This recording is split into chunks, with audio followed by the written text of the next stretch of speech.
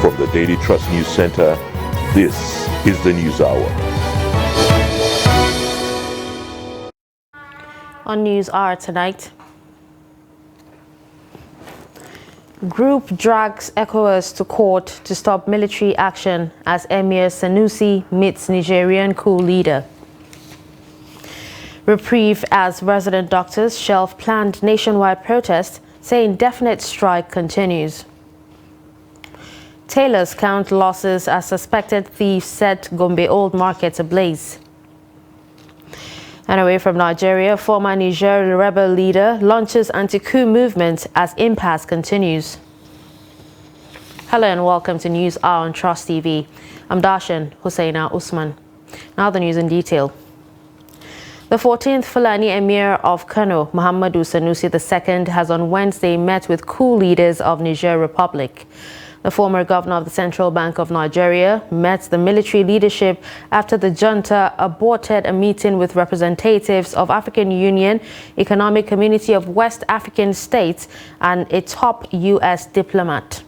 Sanusi is the Grand Khalifa of Tijaniya sect in Nigeria.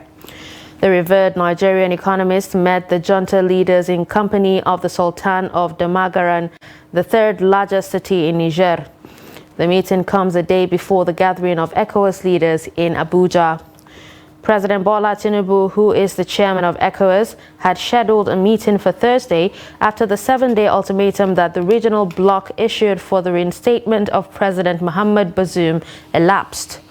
ECOWAS had slammed sanctions on Niger and threatened possible military action, a move that was widely rejected, especially in Nigeria. An international civil rights group, Egalitarian Mission for Africa, has dragged the Economic Community of West African States to the bloc's court over the proposed military intervention in Niger. The group prayed the court to invoke ECOWAS protocols to stop the planned military action against Niger. The suit was instituted on its behalf by a Nigerian lawyer, Kayode Ajulo. The plaintiffs argued that the ECOWAS treaties prohibit aggression among member states. The group also prayed the regional courts to invoke relevant ECOWAS treaties and international laws to stop the military invasion of Niger. The group said any military intervention in Niger would be tantamount to aggression between ECOWAS members. The group in the suit said the planned military action or invasion would run foul of the obligations of the ECOWAS treaties and therefore amounting to illegality. Apart from EMA, other plaintiffs in the matter are the former Director General of the Nigerian Institute of Internal Affairs, Professor Bola Akin, and Hamza Anthony, a northern Nigeria-based lawyer. Defendants in the matter are the ECOWAS, Authority of Heads of State and Government of ECOWAS, President of ECOWAS Mission, Federal Republic of Nigeria, and Republic of Niger. He said the military intervention will specifically violate Articles 1, 5, 15, 16, 17, 21, 22, and 24 of the African Charter on Human and People's Rights and others. No date has been fixed for hearing in the suit. Earlier, a constitutional lawyer, Samuel Akin, gave us an update on the development.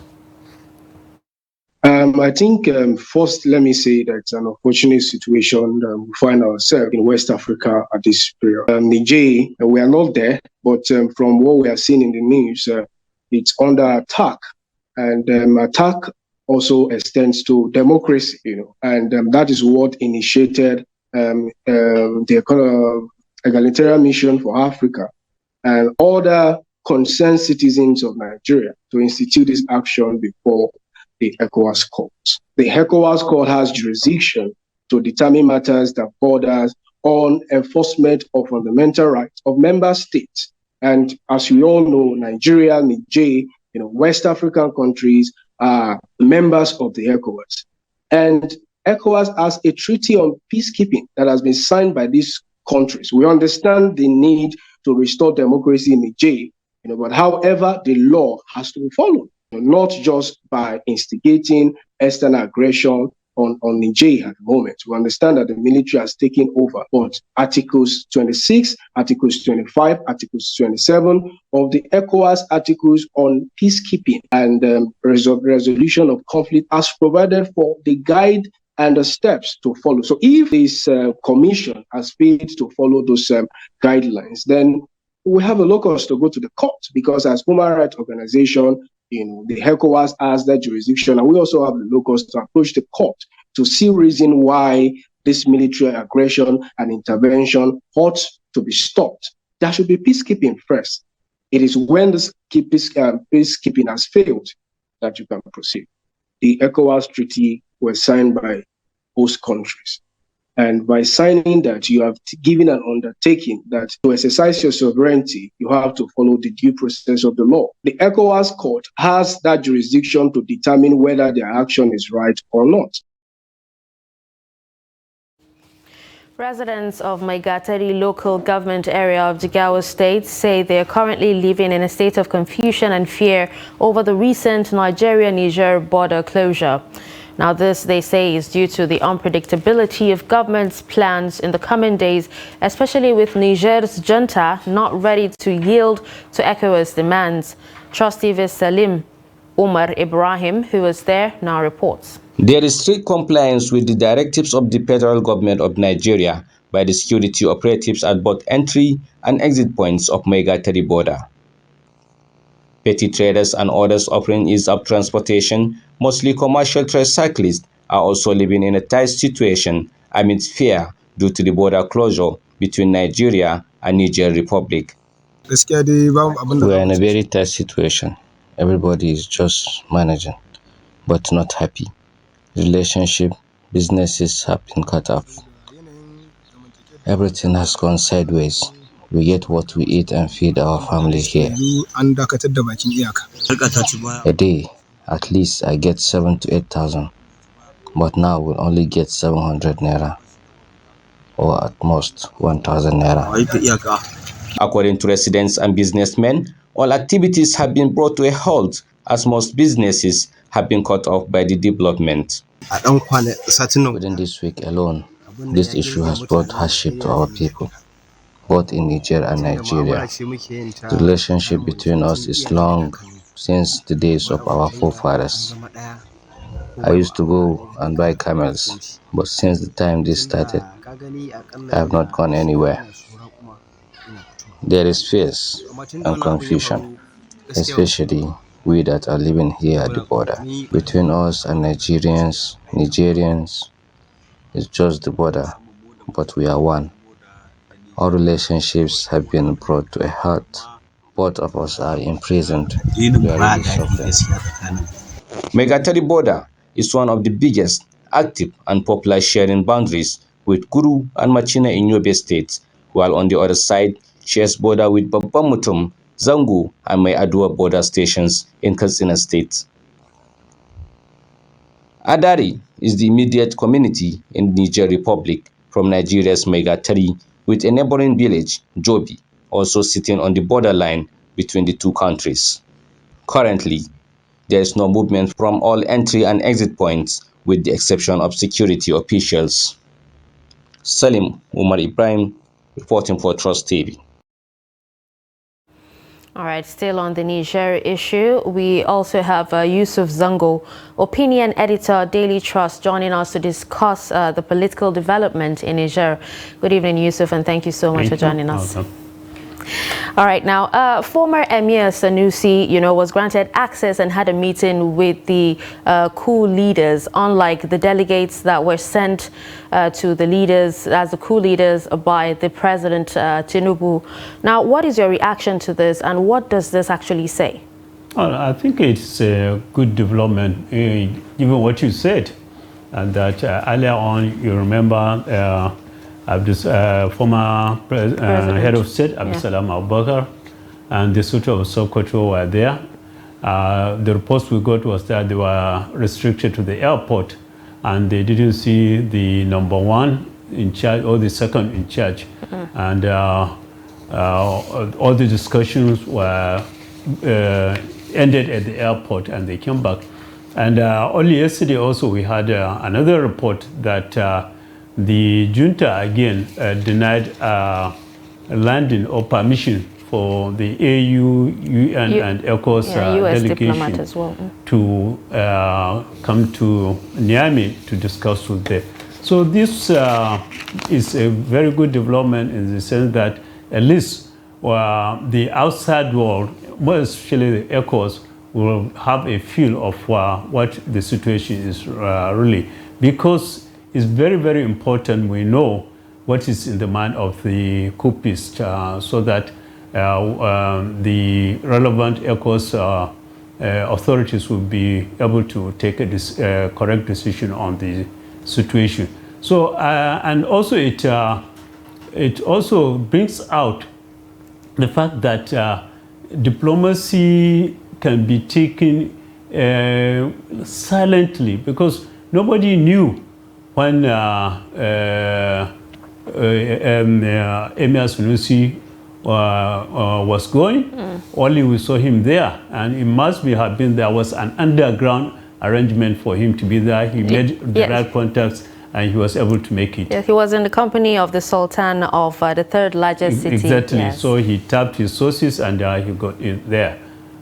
Okay. Now, some communities, you know, around the border between Nigeria and Niger have actually complained about their businesses and the fear of what might happen if, you know, the military is actually sent in to Niger to actually fight. What's your reaction and what's your thoughts on this? Well, naturally, if they have every right to have that fear, because if you think that a war is coming close to you, and we have been seeing wars or the results of wars all over the world, what's happening. So naturally, those people around the area are right to express that fear. But my concern is the fact that we emphasize more on this issue of attack, which should have been the last option. I think the government needs to come and both the federal government, which is the pointer, the Tinubu administration, Nigeria is being used as a pointer to all this, and because we dominate ECOWAS, and the ECOWAS is they need to come and say explain to people that look, war is the last resort.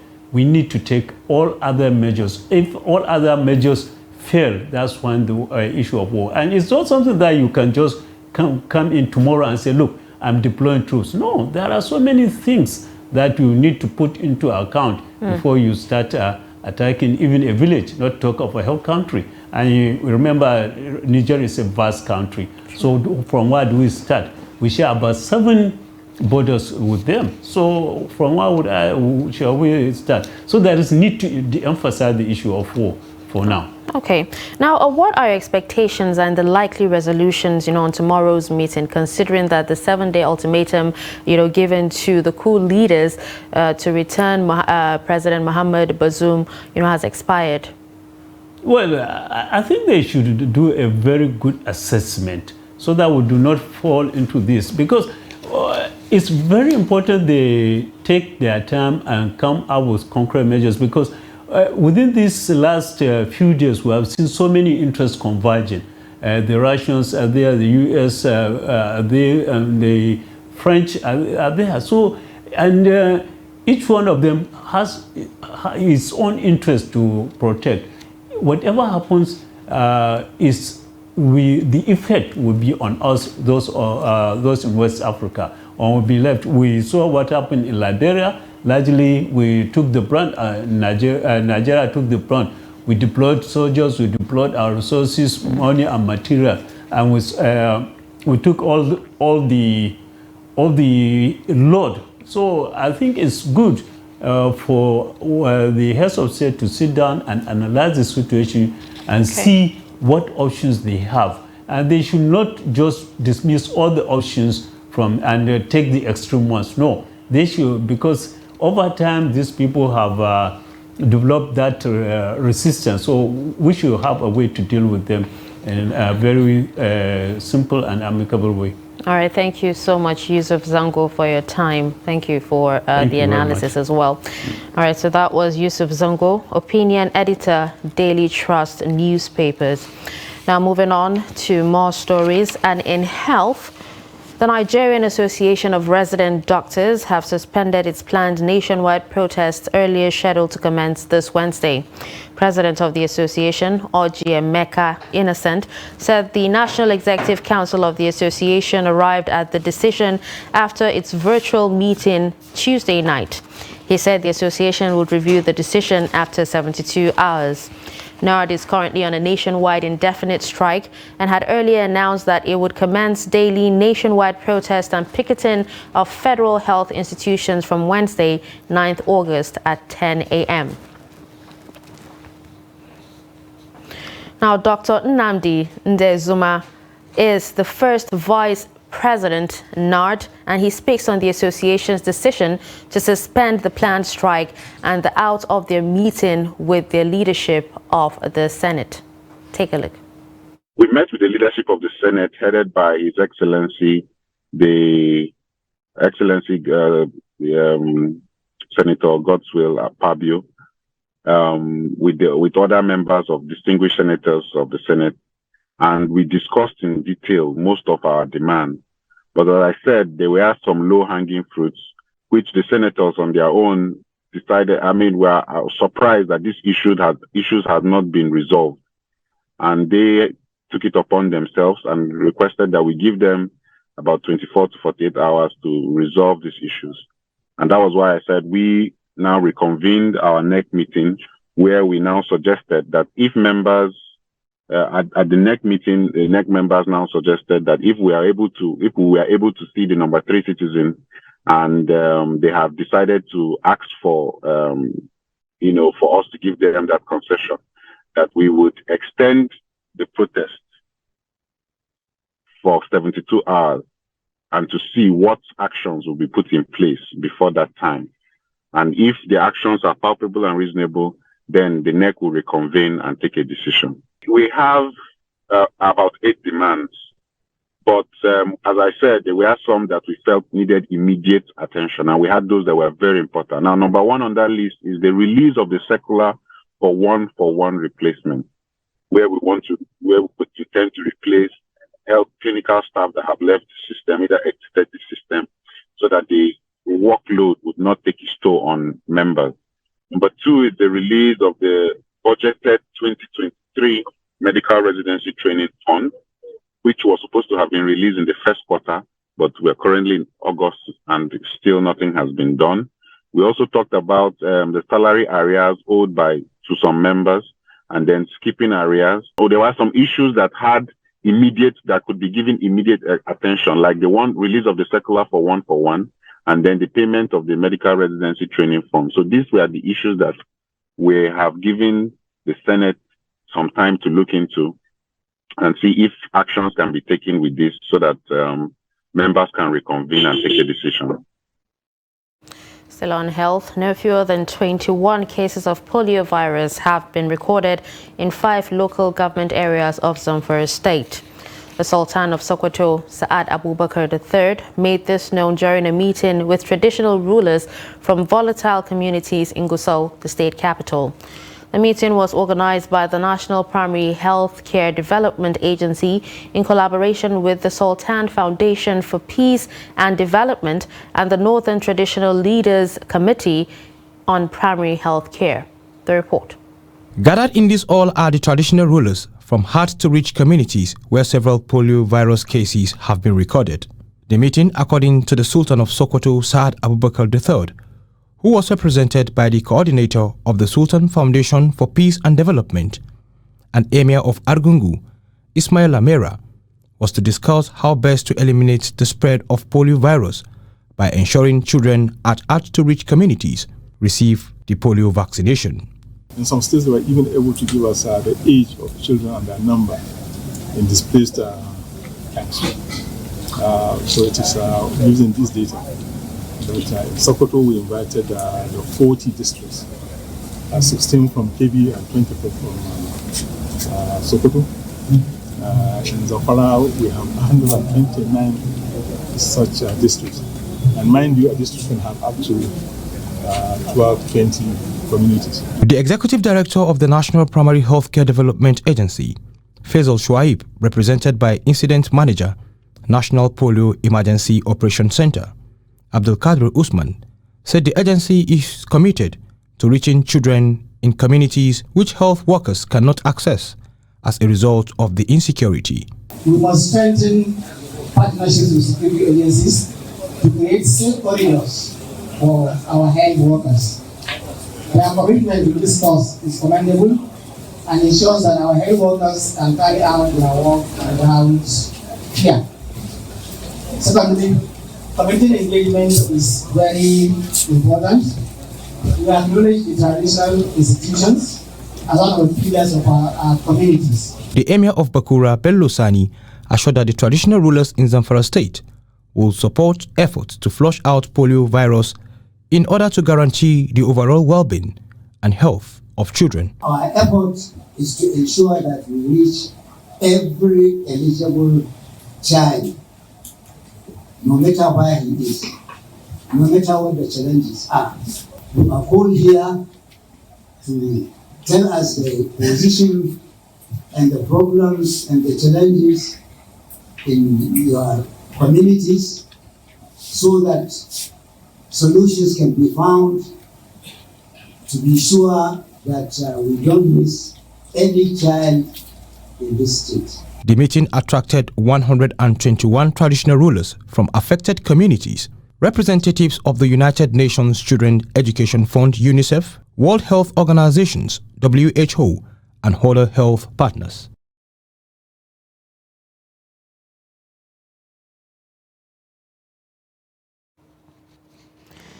The suspended Central Bank of Nigeria Governor Godwin Emefiele has asked the Federal High Court sitting in Lagos to stop the federal government from further prosecuting him on the charge of illegal possession of a firearm and ammunition or any other charge. He also said seeking an order of the court discharging him of all offences prosecuted by a government whom he said is in brazen disobedience of the subsisting orders of the court granting him bail on July 25, 2023. Emefiele also asked for a further order prohibiting the federal government from continuing to enjoy any form of indulgence from the courts except and unless it complies with the bail ruling. Through his lawyers, led by Joseph Dauda, SAN, the suspended CBN governor filed an application to this effect before Vacation Judge Justice Nicholas Owebo, who admitted him to bail after his arraignment. The application was filed pursuant to Section 6, subsection 6A of the 1999 Constitution as amended, relevant sections of the Administration of Criminal Justice Act 2015, and under the inherent powers of the court. Justice Ahmed Mohammed of the Federal High Court, Abuja, has fixed August 30, 2023 to deliver judgment on the suit by a former governor of Zamfara State, Bello Matawalle, seeking to stop an investigation against him. In the amended originating summons, the State Security Service, Nigeria Police Force, Independent Corrupt Practices and Other Related Offences Commission, Economic and Financial Crimes Commission, Nigerian Immigration Services, and the Attorney General of the Federation are the first to 6 defendants.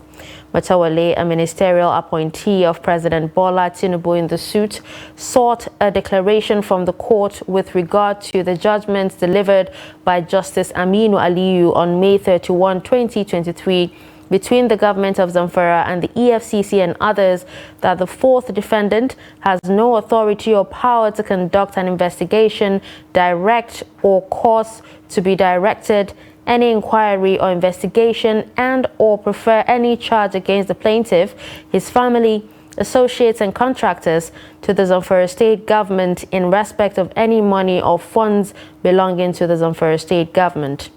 Also, based on the judgment and sections 4, 6, and 7 of the Zamfara State Anti-Corruption Law number 12 of 2021, He prayed the court to declare that anybody other than the Zamfara State Anti-Corruption Commission has no authority or power to conduct an investigation bordering on any alleged corrupt practices and financial crimes against him or his administration as governor of Zamfara State. In an affidavit in support of the originating summon, Matawale's counsel, Akin held that the totality of the purported findings and conclusions of the defendants, particularly the fourth defendant, by which they allege corrupt practices and diversion of public funds of Zamfara State against him, are utterly false and contrived to render him unworthy of leadership and public trust. He argued further that all contracts awarded him in his ruling, the presiding judge, Ahmed Mohammed, reserves judgment on the matter till August 30.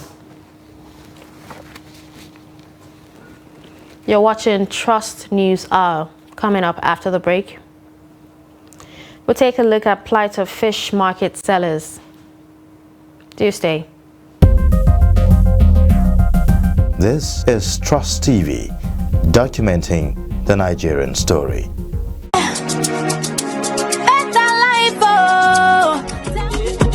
That's right, you too could be one of the 20 Zenith Bank customers that will win 150,000 Naira every 2 weeks from June 1st, 2023 until May 31st, 2024 in the Zenith Better Life Promo 3. To qualify, simply open a Zenith Bank account. For more information, visit www.zenithbank.com/betterlife. Live the better life with Zenith Bank.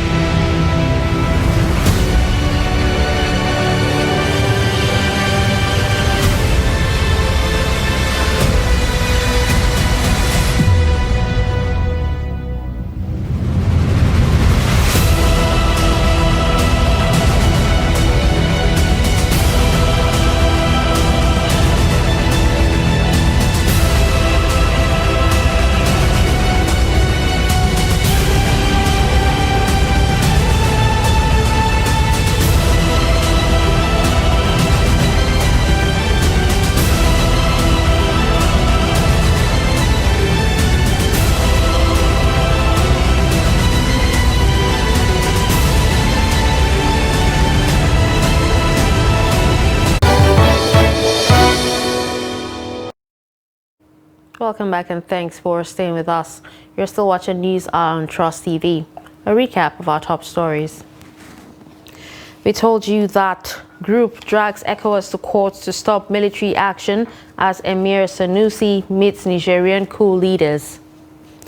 We also heard that reprieve as resident doctors shelve planned nationwide protests, say indefinite strike continues. Moving to security, police operatives have rescued students who were kidnapped by bandits at Federal University, Dutse-Ma, Katsina State. The police operatives attached to Dutse-Ma and the anti-kidnapping unit of the command trailed the kidnappers and rescued the victims. Abdullahi Yamadi has the report. The police command spokesperson ASP Abubakar Sadiq explained to journalists what really happened. The command succeeded in rescuing the trio of one Ibrahim Abdul Wahid, male, and two Abdurrahman Abdul Wasiyu, male, all students of Federal University Dutse-Ma, Katsina, and one Malam Dauda Magini, age 55 years old, of Bayan Radio Quarters, Dutsenma local government area, Katsina State. In an extraordinary demonstration of teamwork, professionalism, and unwavering dedication, the rescue team combed through the bush, successfully located and rescued the kidnapped victims unhurt. He said the command is unrelenting in the fight against activities of miscreants, locally known as Kaurai, another monster in the state after banditry.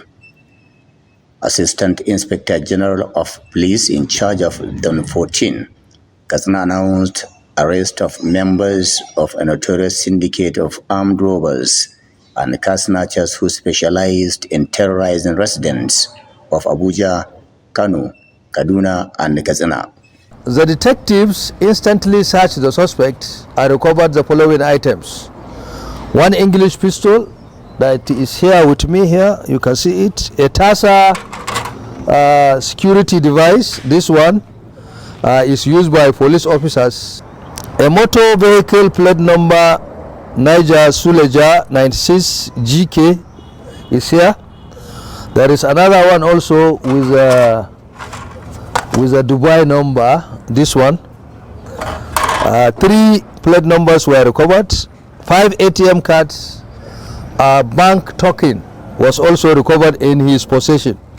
In the course of investigation, suspect confessed that on 26 June 2023, at about 20-30 hours, he conspired with the following suspects.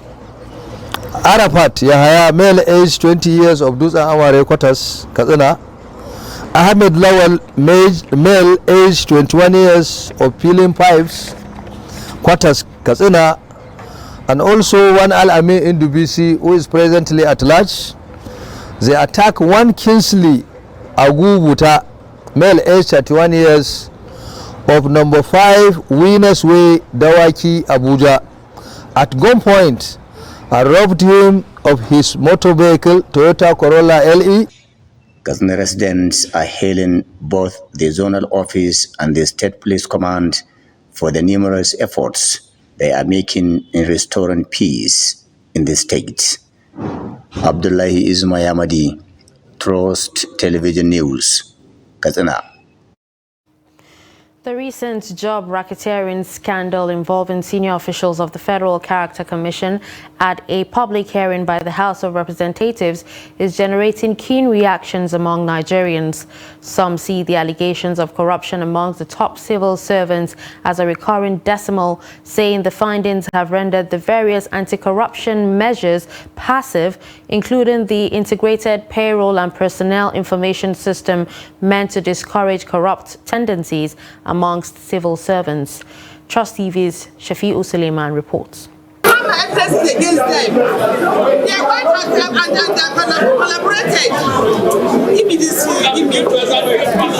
That was the chairperson of the Federal Character Commission, Muhibat Nkaka, exonerate herself from a job racketeering involving millions of naira.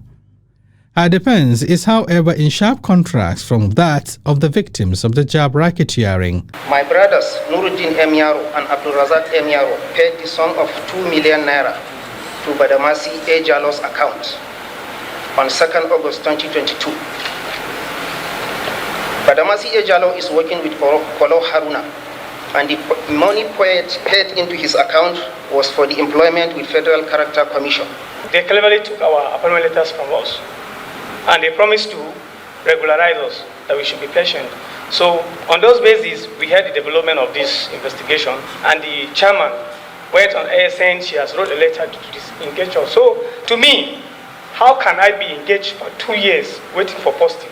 And the next thing I'll hear is a letter to disengage me. Hoarding and selling of job opportunities to the highest bidder by corrupt public office holders has been a recurring decimal in Nigeria's public service space. What is of concern to Nigerians is the way and manner perpetrators of such act usually go unpunished. The amount involved may not be, when you look at maybe an individual buying a job, may not sound in billions. But when you combine the effects of that, it is corrosive for the system. It damages the integrity of the system. And it makes those who ordinarily should be able to access opportunities not to be able to do so because the system has been rigged against them. And so it is very, very condemnable what is happening, what the things we are seeing coming out of the Federal Character Commission.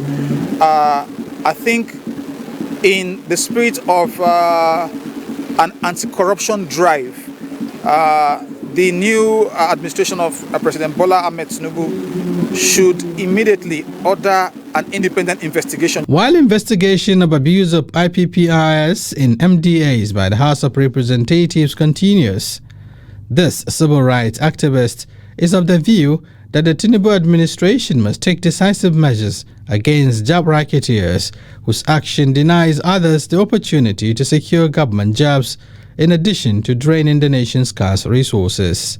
Shafiu Suleiman, Trust TV News, Abuja. Thank you, Shafiu, for that report. Nigeria's House of Representatives has described the obtaining of waiver for recruitment by government ministries, departments and agencies as a fraud that has continued to marginalize a large section of the nation. Now, the House stated this when the Energy Commission of Nigeria appeared before the House of Representatives Ad Hoc Committee investigating job racketeering and mismanagement in ministries, departments and agencies of government. With a representative of the Energy Commission telling lawmakers that it was permitted to make its employment non-competitive, the chairman of the Ad Hoc Committee expressed worry over the practice, insisting that it needs to be stopped. To further make it a fraud, even when you are doing it closed door, you did not put into consideration the fact that some states are highly and grossly underrepresented to patronize those states by way of the fraudulent employment, so that they will be represented. Our problem in our public service in federal character in recruitment is this word waiver. That is the biggest problem. And when you obtain waiver, you share the slot among yourself, among the directors of agencies and the head of agencies. You give percentage to federal character, you give percentages to IPPIS, you give percentages to office of the head of service, and you give percentages to budget office. This is what is happening in our civil service in terms of recruitment. As simple as it is. As simple as it is. And if you give them, they will not give the states that are underrepresented in those agencies. They will sell it. And that is what we are here to find out. Crisis is brewing between members of Fish Sellers and Fish Farmers Youth Association, Bagamoto Park Fish Market Branch. The committee charged with revenue collection at the fish market and traders are appealing to Borno State government to intervene, alleging that the current leaders of the market have overstayed in office. Adamu Gulde has more on the story.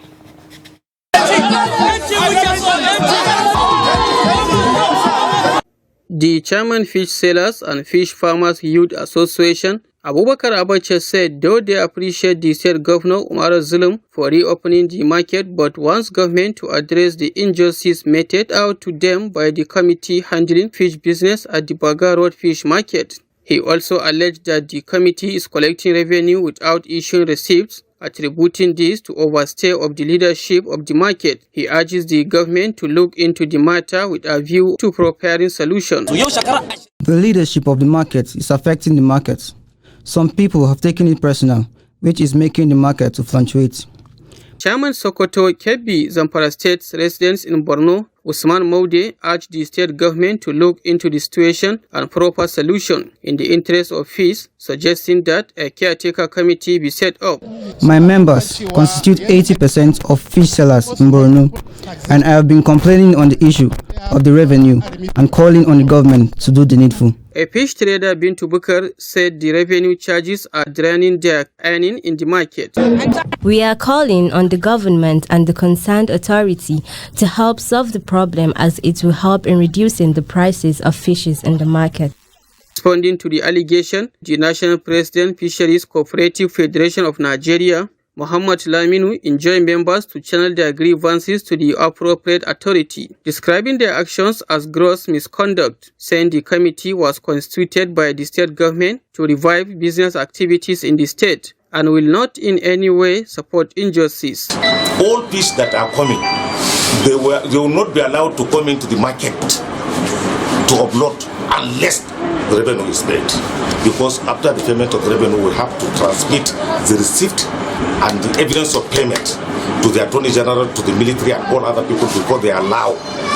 So anybody that wanted to know whether it is 3 billion, 10 billion, 1 billion or whatsoever, the figure was best known to the Ministry of Finance or the Ministry of Animal Practitioners. Traders pay 1,500 naira per package of fish, and all collectively revenues supposed to go to the government coffers. From Maiduguri, Adamu Ngulde, Trust TV News. Tailors at Gombe Old Market are counting their losses after suspected thieves set 10 shops ablaze. The suspects were alleged to have stolen clothes, textile materials and sewing machines at night before burning the shops to ashes. Trust TV's Ibrahim Ismail speaks to the victims on their ordeals. Getting a 3 square meal daily is nearly impossible for Aminu Musa and his family, since his business was burnt to ashes by suspected thieves. His sewing machines were set ablaze, now left with nothing to operate.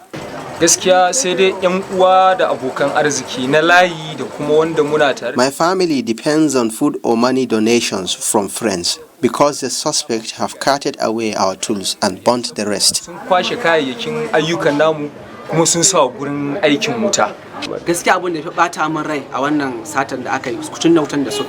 The most painful thing is that they have burnt our machines. We could have resumed our work with the remaining ones. This is not the first time shops are looted here, but it is probably the first time for looters to set the buildings ablaze. The tailors seek to rebuild their businesses, which according to them could only be achieved with government support. We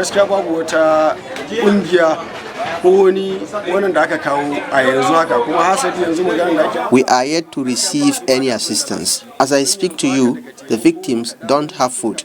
We just returned from fundraising campaign. Government should help us.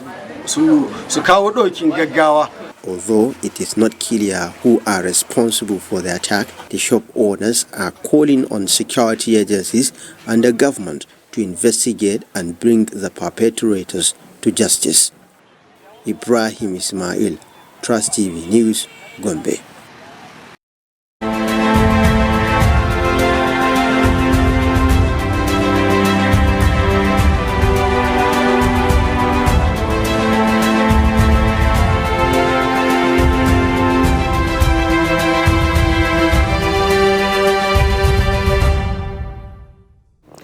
The continuous rise in the prices of commodities due to the removal of fuel subsidy by federal government has taken its toll on the healthcare sector. This comes as residents of Osun State lament the hardship and soaring prices of prescription drugs and other basic necessities. Hamid Oyegbade has the report. As the current economic hardship bites harder, it's becoming increasingly difficult for the masses to survive. Why prices of food items are getting out of the reach of many Nigerians, citizens with health challenges are facing the same challenge as they can barely afford their medical bills and medications. The economic hardship has caused a lot of havoc in our health system. Not many people can afford medical bills this time around, and that's why you see people who are sick patronizing Abia centers, all these Yalagbos. They are now the ones people are patronizing at the expense of their health. Not many people can go through buying drugs, buying injections, paying for medical bills. A friend of mine told me yesterday that he was to buy an injection at the rate of 8,500 naira. This same injection was bought at the rate of 4,000 naira 3 months ago, but now it's 8,500 naira. He couldn't afford to buy it. If people are not having good food to eat due to high costs, and people cannot afford to buy basic medical consumables, then the country is in crisis. Government must, as a matter of urgency, act most of these drugs and consumables in the hospitals are imported, and of course the skyrocketing dollar in the market actually affected most of those instruments, drugs and consumables used in the hospital. As part of moves to cushion the effect of the economic hardship on residents, the Osun State government is embarking on a free medical outreach in the state. The poverty level has expanded, but this is one of the major reasons why the governor of Osun State, Senator Ademola Adeleke, has embarked, told us that we must do this to be able to serve as a palliative, especially to those who cannot afford 3 square meals stock less of going to the hospital. Residents appeal to federal government to proactively address the economic hardship to end the suffering in the country. Amid Oyegbade, Trust TV News, Osogbo. Residents of Delta State have expressed worry over the rising price of food items and other consumables in the state occasioned by the fuel subsidy removal. In Asaba, Jonathan Awanyai, who monitored the situation, reports that transport fares for interstate and interstate commuting have also increased significantly. The report. The recent hike in the prices of fuel in Nigeria has led to a fresh spike in food prices. Dashing hopes of many, marketer says the cost of transporting the item is one of the high side and have no choice but to transfer the extra cost to the consumers.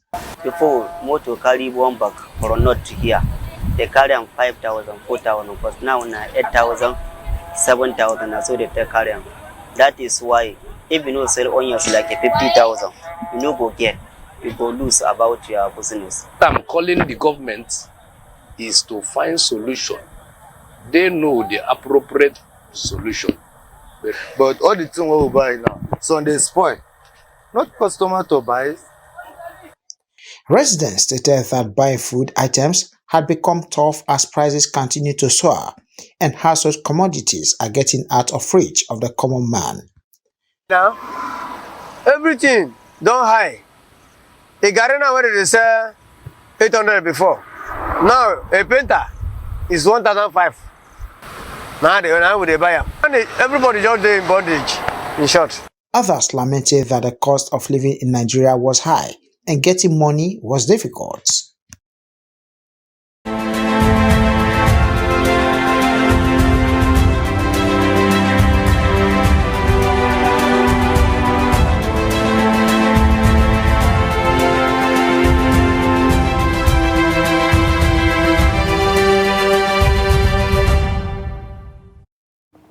You're still watching News Hour on Trust TV. The news resumes shortly.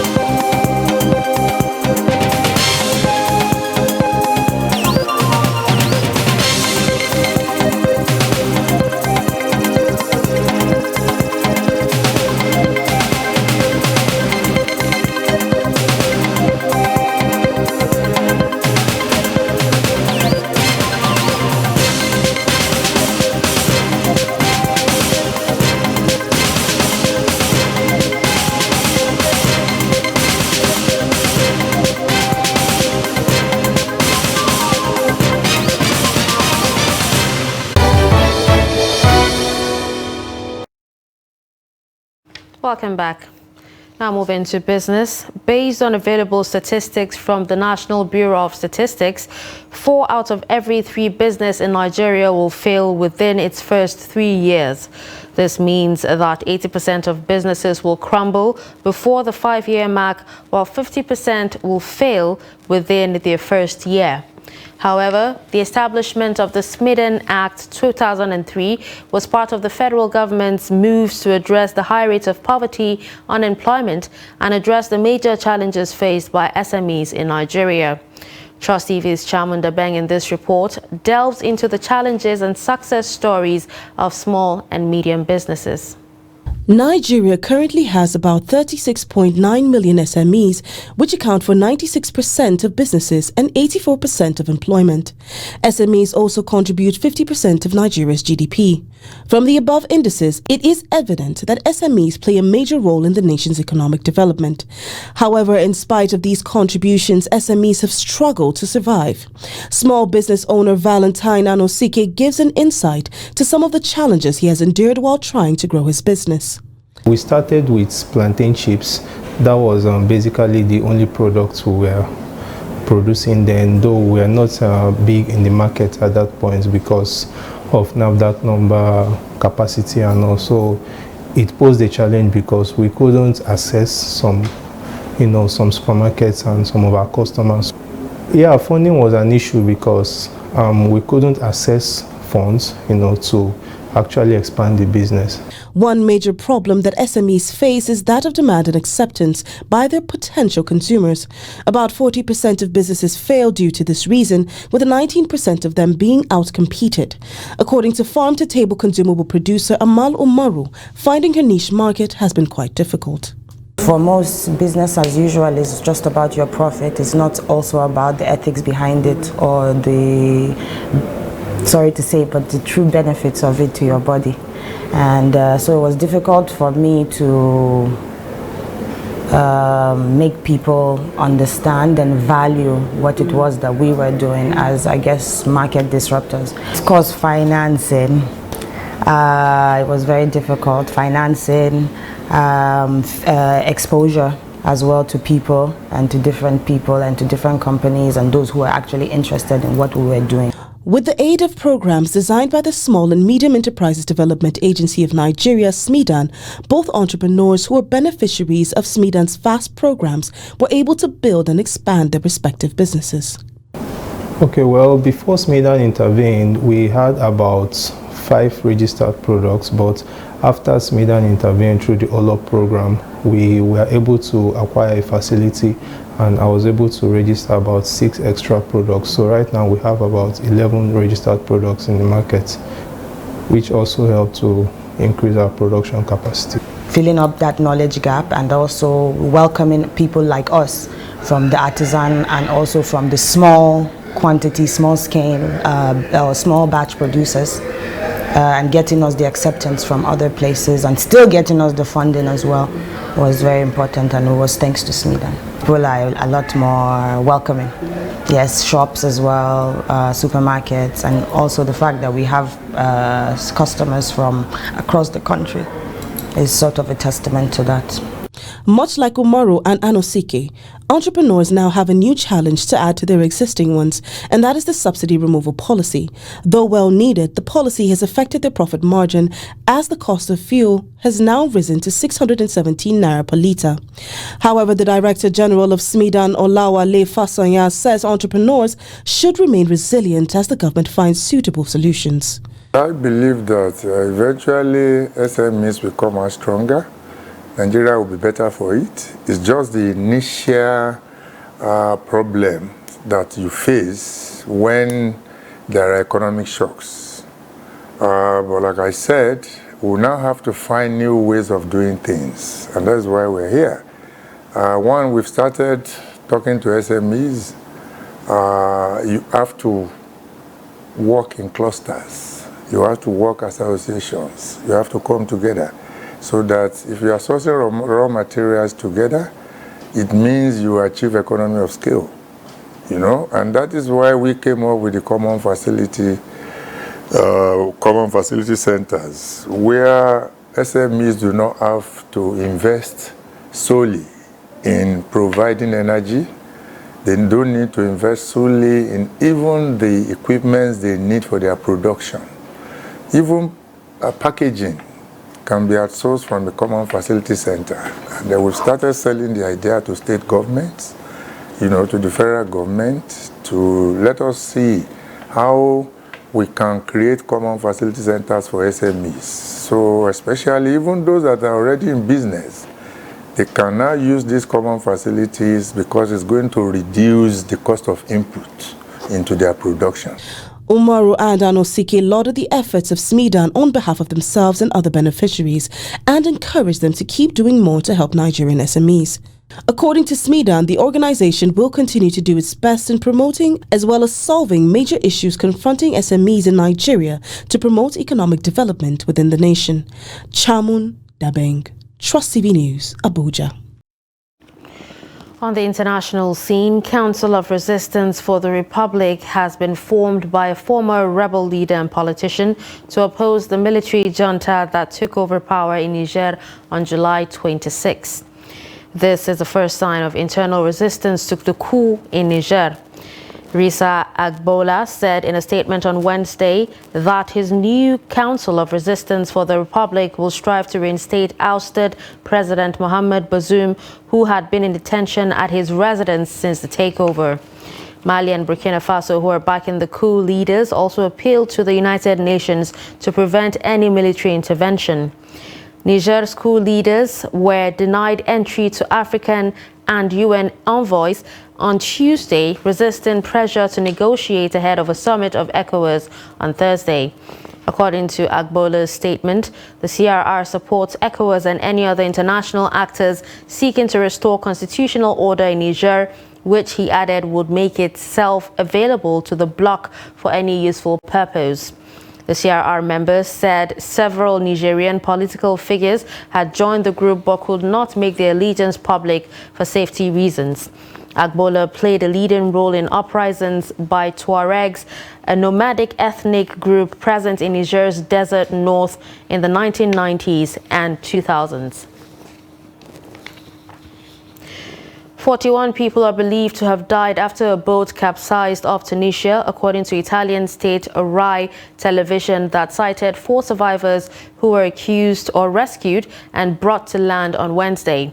According to Rai and Ansa news agency, the 4 were first rescued by the Maltese flag bulk carrier Ramona in the Straits of Sicily. They were then transferred to the Italian Coast Guard, which brought them to the Sicilian island of Lampedusa. The survivors were quoted as saying the boat set off on Thursday morning from Tunisia's Sfax, a hot spot in the migration crisis, but capsized and sank after a few hours. Lampedusa, which is closer to Africa than the Italian mainland, is a frequent destination for human smugglers and has seen its migrant holding center repeatedly overcrowded with new arrivals this summer. Alessandra Filograno, a spokeswoman for the Italian Red Cross, who confirmed that 4 survivors arrived at the Lampedusa center on Wednesday morning, said they comprised 2 men, a woman, and an unaccompanied minor. And with that, we've come to the end of News Hour on Trust TV. Don't forget to follow us across all our social media platforms. I'm Darshan Husseina Usman. Thanks for watching.